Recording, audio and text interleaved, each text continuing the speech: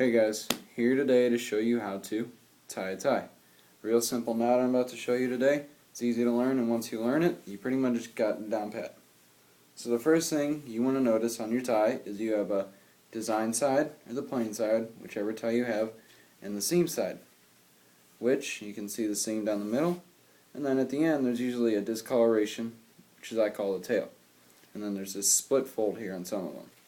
Same thing with this little end. Seam side, tail, little opening. So the first thing you want to do is to decide what side of the body you want your fat end on. I prefer it on the left side of my body. It's been most comfortable. For you it may be different, but for the video, let's just start on the left side, and I'll make a video on the right side. So the second thing you want to do is decide the length of your fat end.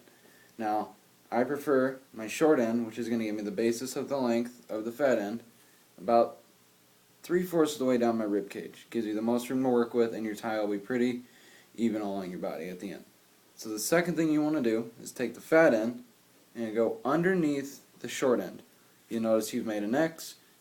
And the other thing you can notice is there's this hole right here, where we're going to use later. Second thing you want to do is take your fat end and just flip it over your short end. Now, it may feel uncomfortable right now, but we'll fix that. Alright, so remember that hole I talked about before? Well, that's coming into play next. The third thing you want to do is take your fat end and just kind of weave it through the hole up top by your chin. You can let it sit there and you can pull it through whichever way, and it'll flap down with the seam side facing the people that are going to see your tie. The fourth thing you want to do is, I'm going to show you.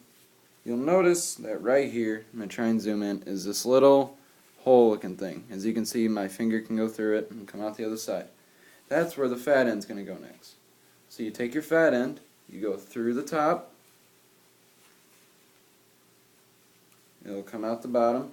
Be careful when you're doing this so you don't mess up the knot. You can go real carefully if you want. And then you'll notice, hey, I've almost got my tie down, but there's all this extra space up here. Well, that's easy to fix. You come beneath this knot you just made and you just shimmy it up.